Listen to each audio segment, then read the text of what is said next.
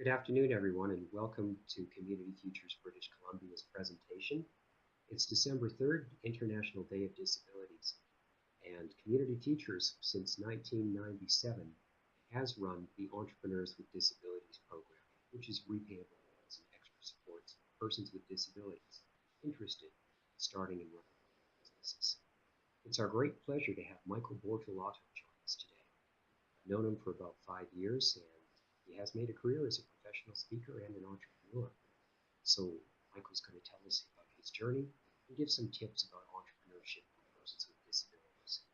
With that, here's Michael. Whenever I face the challenge in business, I always go back to a story I heard a long time ago, and it was about a Vietnamese refugee camp. When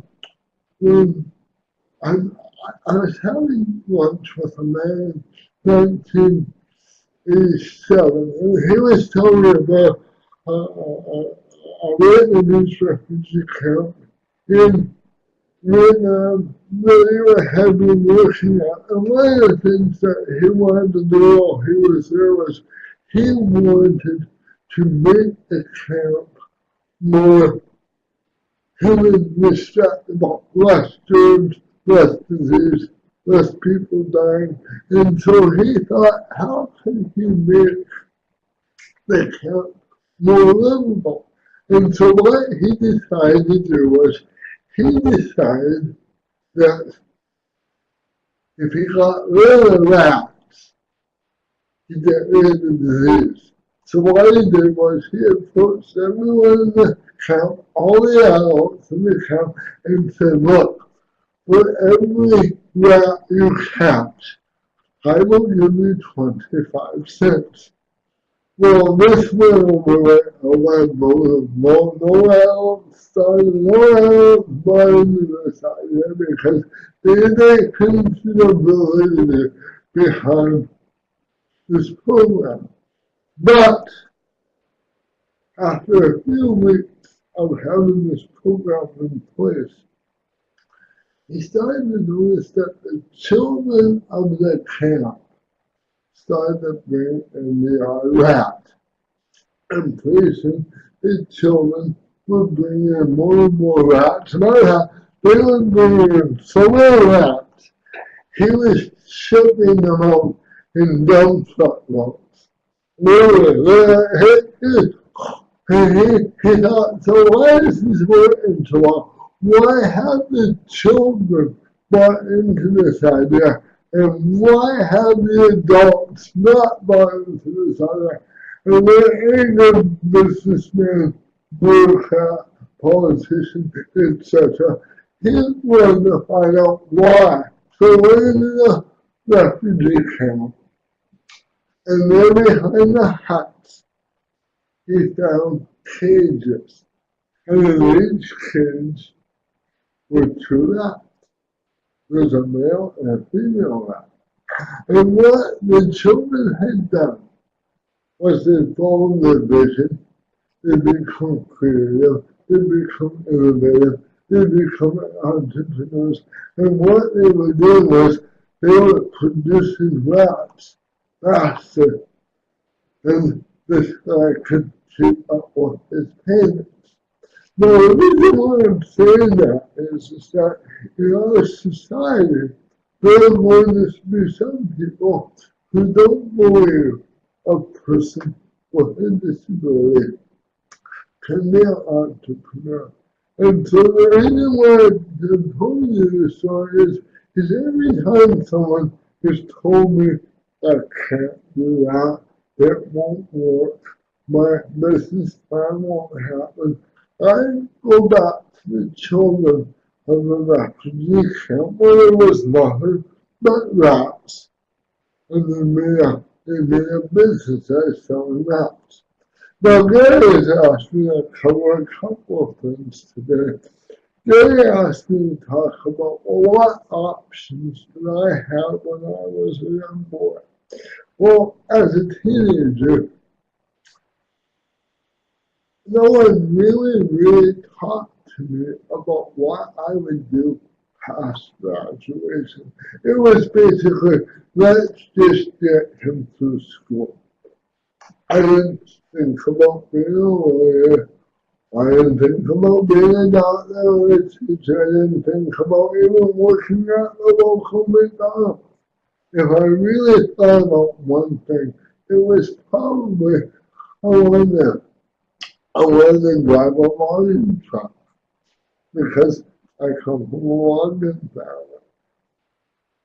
When I graduated from school, that's when I realized I had very few, if not no options. I spent I spent 8 years of my life trying to figure out where I could find a job. I approached hospitals, I approached salaries, I did a few part-time jobs, but I started realizing that I was the last to be hired and the first to be laid off. And no matter what I did, I didn't think I was being taken seriously. I thought only hard about, well, what can I possibly do in the way of work? I thought, well, why don't we try university? So I went to university, I studied recreation administration, and I started realizing that whatever I did, there was always a and but. There's always a and but. Or but this or but that. There wasn't really a freedom to grow. I always felt like I was being kept in this little jar. Even with a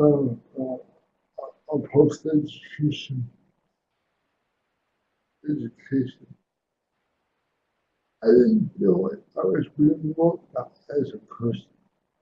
And so my options were very few, if any.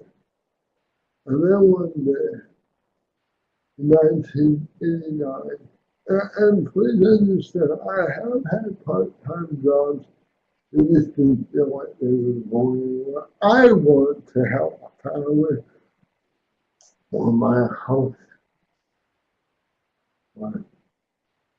be able to have fun, retire, just, the normal Canadian dream.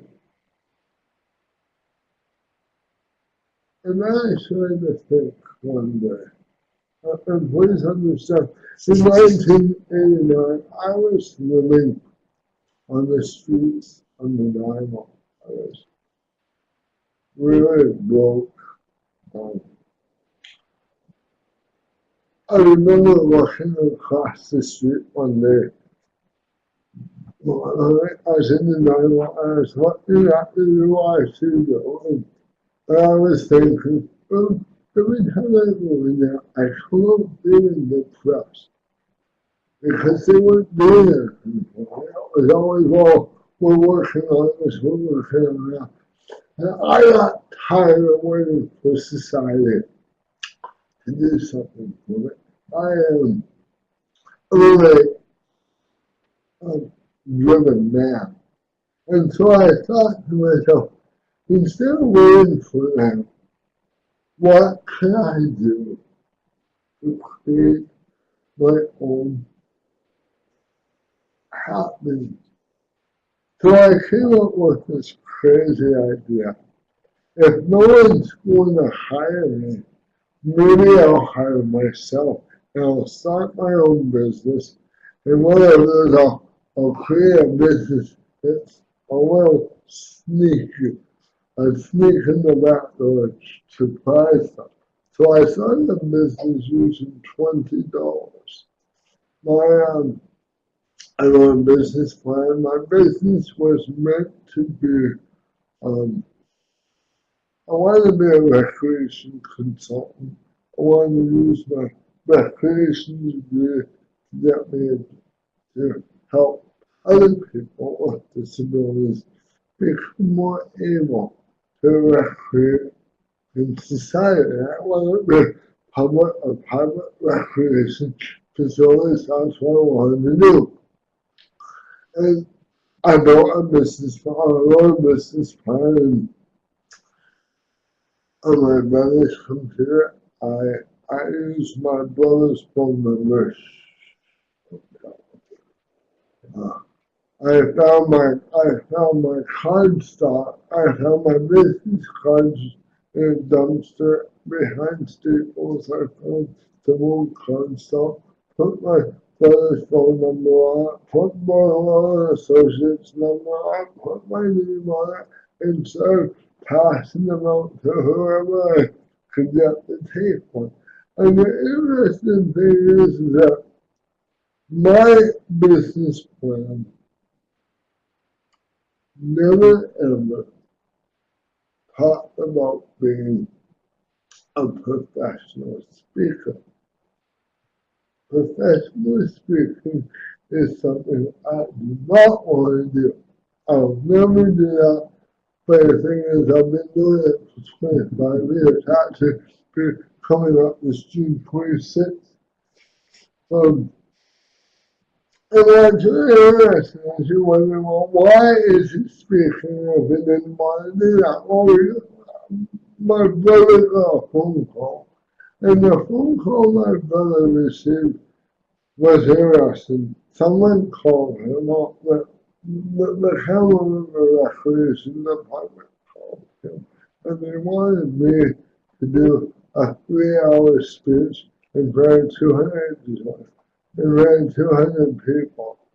And I thought, no, I'm not doing that. I'm not doing that at all. And and my brother kept asking me, well, who's Bortolotto and Associates? Who's Bortolotto and Associates? I kept replying. Well, I want to go back to the initial call. The person who called me insisted I do a 3 hour speech. I was calling him using my brother's phone number. Remember, I'm a street person. I kept saying, no, no, no, I'm not doing a 3 hour speech. And what you need to understand about business and being an entrepreneur for yourself and running your own businesses is that opportunities come every day. And by having that freedom to be creative and innovative and having that courage, you can find yourself in some really interesting business opportunities. So after talking to this gentleman for 15 minutes on the phone and saying, no, no, no, I'm not going to do this speech, he offered me he offered to pay me. He offered so much that I couldn't say no. And so I went and did this speech. As I got up to do the speech, I felt really nervous. I thought I was going to die. And it took me about 5 minutes on stage to get going. And from that moment on, I've been speaking ever since. I've spoken approximately 3,000 times in the past 25 years. Uh, I've spoken to all kinds of corporations, to all kinds of schools, the sports teams, the nonprofit organizations, to community teachers, people like you. And when they ask me, well, how did you get into public speaking? I would simply say that I kind of got it was kind of a fluke in one way.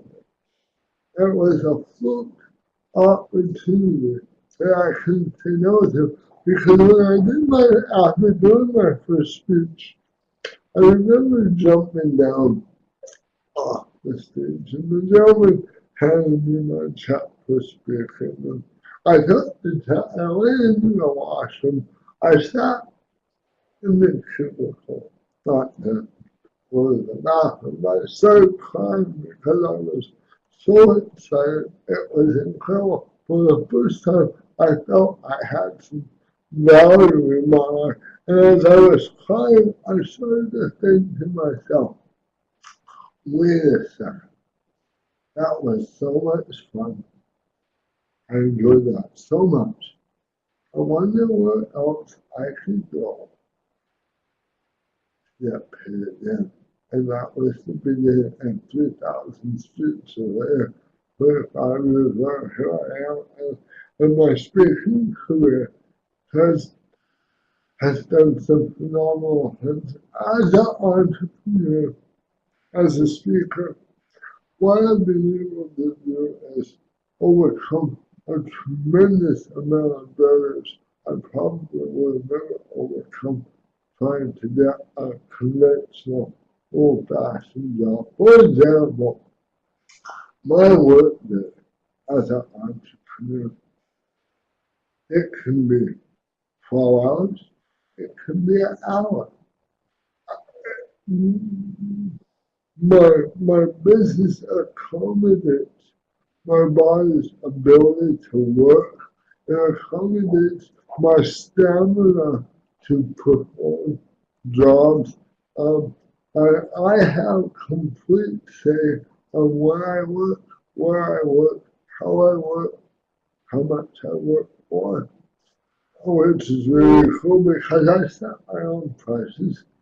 Um, for example, this week right now, I'm on a 5 day road trip that started on Monday in Langley to yesterday, Mission today, Langley tomorrow, and Vancouver on Friday. And I'll repeat the process again next week. My work day, my work day so far, my work day yesterday was approximately 2.5. Um, my business, my entrepreneurial business has allowed me to go from living on the streets to buying a home. I'm presently have a mortgage on a home. The size of my home is just under 4,000 square feet. I have a family. I'm supporting my wife and 2 children and two St. account. I do not live, I do not have a disability pension. I do not have a welfare check. I have never ever gotten one. Um, I know exactly what I need to do to get to where I need to go. Um, I usually have, you'll like this if you're listening to this, usually I take July and August completely off so that I can just hang out in the sunshine and enjoy my children. I take, but the other thing that I really like about being an entrepreneur is that if the economy is going downhill, let's say on Vancouver Island, I can shift to the Lower Mainland. If the Lower Mainland is going down, I shift to Alberta, I shift to Manitoba, I shift to Ontario, I shift to Washington State, I move over. My target markets are everywhere, and I can create a target market wherever I want. Um, the other thing that I am doing now is I'm also into publishing small books.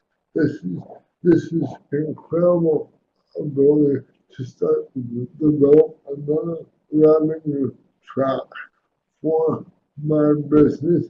I wrote a book about 3 years ago and published it 3 years ago. Now, although the book is only $20, that $20 book is completely paid off my Dodge Ram 4x4 truck, which, it's really phenomenal, especially when my father's trying to figure out how I'm doing that. I have a second book coming out very shortly, and I'm hoping one of the things that I would like to do, I'm looking at the creation of this is I would like to develop a small movie about myself and about where I come from. I believe that entrepreneurialism is a very liberating way of going. If you're disabled, if you're trapped in a situation where you're not being taken seriously. And trust me, as much as the world has changed, it's still the same. And so the entrepreneurialism is probably the most empowering, liberating thing someone can do if they have a disability. Now, I don't care if you can't move from the waist down. That doesn't mean you're trapped. Because in today's world, if you can think and create and make decisions and produce a product as a dish, you can overcome anything. So I think Gary wants to ask me some questions. I'm giving Gary 20 minutes so that we can do this right. I would really like to hear questions from you. I'll do my very best to answer them.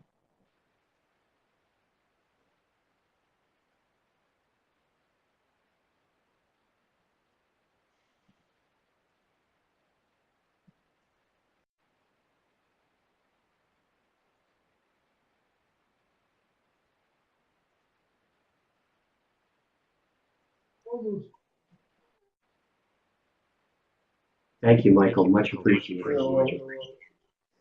And you're hearing a little echo because we're so close here. Yeah, I'm just going to see if I can maximize the screens here. It's cool. I can see it here. Let's get you up here.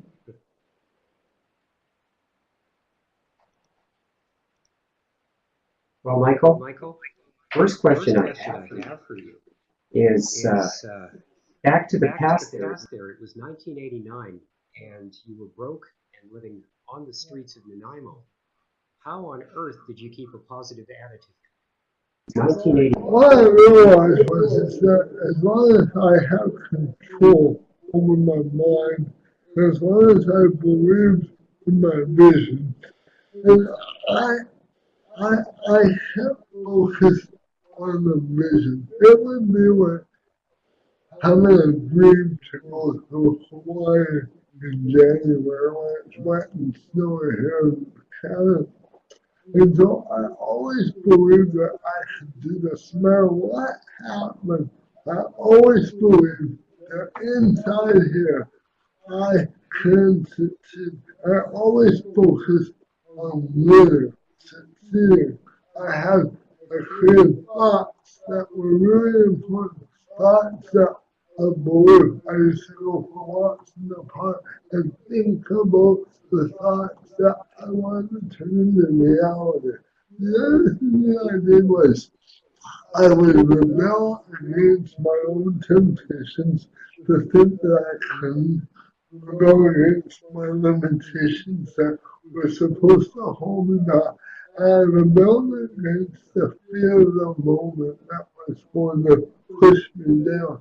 And so I was kind of like that little rock that Simon and Garfunkel sing about I am a rock, and I really want anyone get inside my brains, regardless of how far it got.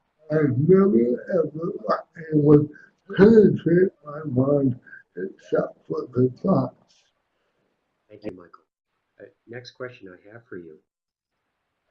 So your family worked in the logging business for quite a long time, and you told me that you had some part-time jobs as a truck driver and logging and that kind of stuff. It must have been a big leap to become self-employed. What was the reaction of people close to you when you said this is what you're going to do? Everyone used to laugh at me. It was always like a joke. It was just it's I had 1 million people say, no, that's crazy, that's foolish. How are you going to do that? I had people even say, no one's going there. take it seriously. I had people who used to laugh at the fact that I was going to become a professional speaker. You know what I did to make them stop laughing at me? Really? I used to photocopy my check, put it in a fax machine, and fax it to them, and then call them back up and say, hey, how do you like that one? And you know what I realized was, and I'm going to say this, it's really important that the people who are listening to this understand is that when you take your own initiative, I believe that you almost become a hero to society. Because when you start taking your own initiative and doing your own thing, people start to see the disability as an invisible thing, and they see the real you come out. And I believe that the more I've done this, the more cerebral palsy has gone from being a disadvantage to an asset that I can sell really well. Thank you, Michael. I've got a good question here from the audience. What motivated you to write a book to stop bullying?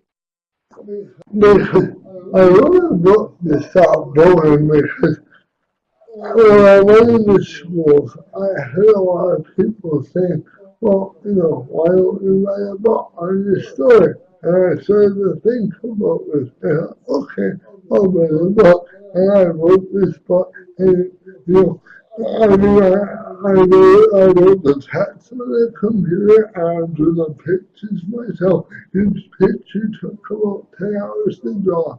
And it's my book. It's about me. I sell it for five. And and my second book is coming out because my first book did so well. And sometimes you have to throw all caution to the wind and just stand up and do it. See, a thought is no good until you put it into reality. And we all have thousands of thoughts. If we act on one thought and make it a reality, you'd be surprised. Now, I get really motivated by the idea or the thought that I can take this thought and put it into a reality that I can collect money from. Wonderful. Another guest question. What does it mean to be a positive rebel, and how can I be one too? I'll tell you how you can become a positive rebel. Very simple. A positive rebel, and if you have a piece of paper, how can okay. A positive rebel, and I'll say this very slowly so that you can write this down. A positive rebel is a person who does not tolerate their own negative thoughts, ideas and limitations, and fears that are self-imposed. And when you write this down, what you do is you start practicing this every day, every minute, every second of your life, so that when a negative adverse situation comes to hand, your mind is already, I'm going to do this. What does it mean to become a positive rebel? For me, it means that I can do whatever I want. I have overcome my body's limitations continuously. Without sounding like I'm high on myself, I don't see the disability anymore.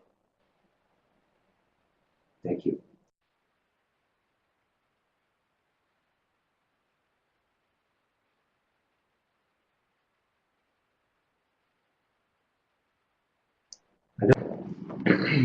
Excuse me.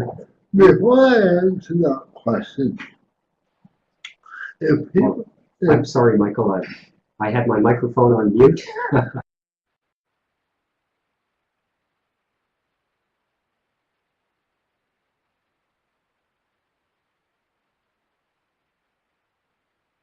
Audience didn't. Before I answer that question, I would like the audience to send me an email regarding the positive rebel, and I will send you some information on how you can create a positive rebel stream of mind for yourself. Now, what kind of supports do I have needed to become a positive rebel? Well, because I was so financially strapped and poor, what I did was I started looking around my community at small business people, at small businesses, and more specifically, the people behind the small businesses who own them. And what I did was I got to know them as a friend. And I chose people to become my friends who were genuine, honest, and who could buy into my vision. And once I had collected about 12 different people from 12 different business backgrounds and different business directions, I secretively adopted them as my mentors. So whenever I had a problem, I would talk to all 12 of them and get 12 different perspectives on how to overcome my business challenges. And so I would take these 12 perspectives and pin them into my own little initiative, and that got me forward. And that was where I got a lot of my support. It wasn't from money, it was from other people's ideas, advice, and experience. Great, thank you, Michael. Thank you, Michael. Another question's come through here. And it's a question for a person with a disability that's thinking about a small business. They don't have that network of support, like you said, the mentors. What kinds of things do you think a person needs to know to successfully run a small business? The only business, the only business program I ever taught was in university. I took business 101 because I thought it was an easy program and that me breakdowns to get where I wanted to go. I think the key to being a business person is using your common sense, using creativity, being innovative, having a tremendous amount of courage, and having a vision that you can see happening in the very short term. The other thing is to formulate an idea or formulate thoughts that lead to ideas. That's what, that's how I got here. I'm sorry if I need some financial bookkeeping, I go out and find someone to do it for me. I believe that Jimmy Patterson was a great man at delegating.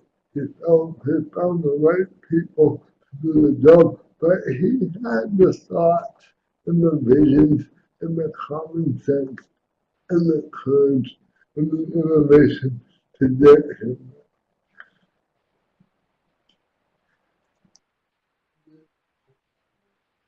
You bet, Michael. Thank you. So you created your own opportunity and you said that you hired yourself when you didn't see anything there. That's definitely entrepreneurial. Michael, do you think there's a difference between running a business, being a business owner, and being an entrepreneur? Do you think they're two different kinds of skills? Because entrepreneur to us means, the visionary, the person with the big idea.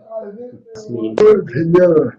I think the entrepreneur has the vision, but then in order to take that vision, you have to become a business person.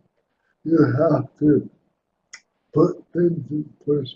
I think the entrepreneur is, is the thought process. The business person is the vehicle, and the business is the end result of that entrepreneurial vision or idea. That's when I think of entrepreneurial, I think of let's go for it.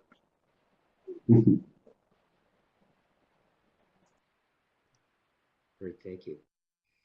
Here's another question for you here. With Community Futures here, we've got the Entrepreneurs with Disabilities Loans Program.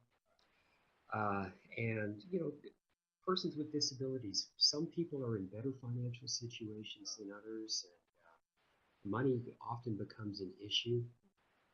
My question would be, what role did Community Futures play, if any, in getting your business going? 10 years ago, that's weird. So time flies.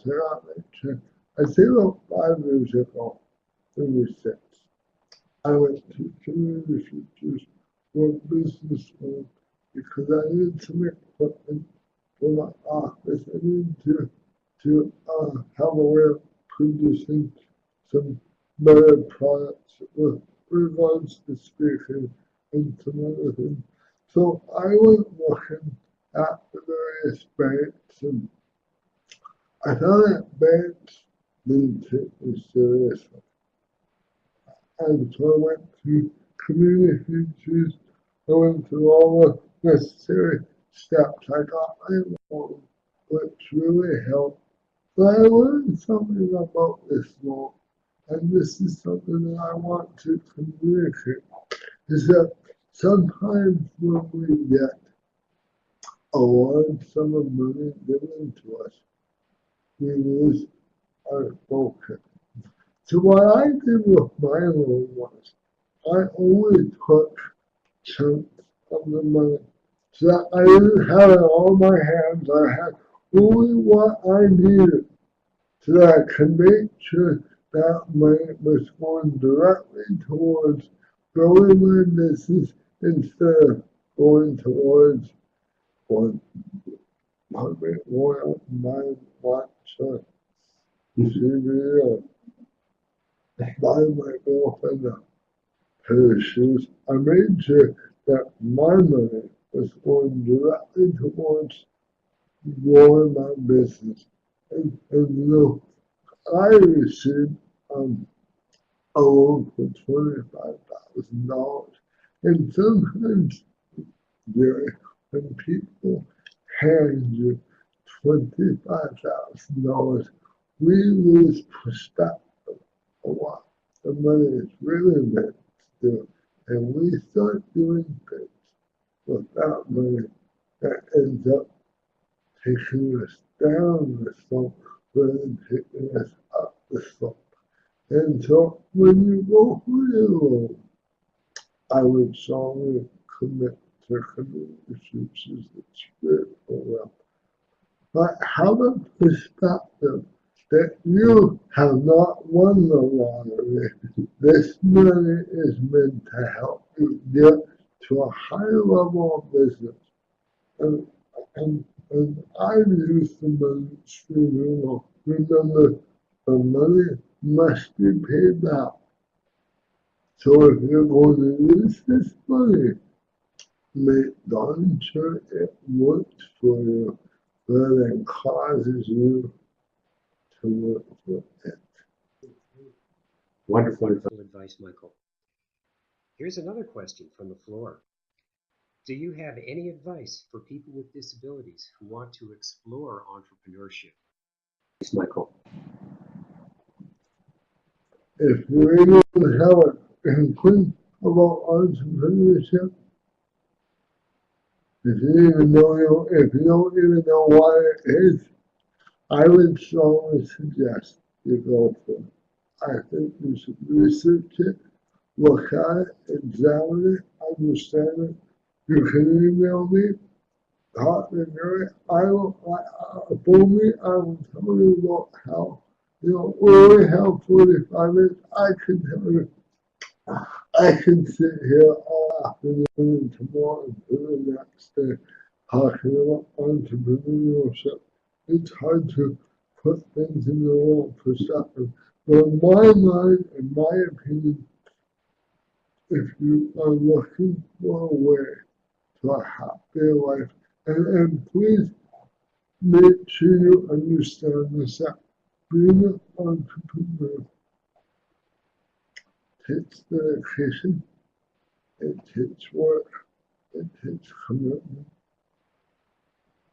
That also requires, it will also get you out of a situation that may not be one you want to be in. For me, entrepreneurship has changed my life incredibly to the better.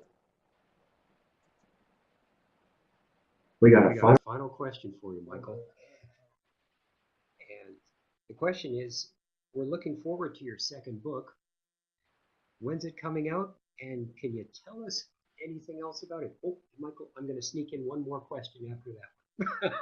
Question for you. I'm hoping it's coming out in the end of January. The book is about a little boy who learns to ride a bicycle. Public and pleasant. But why it even learns more is he learns how to overcome the barriers in his mind. So it's not really about riding a tricycle, it's about succeeding at overcoming all the challenges that life presents itself.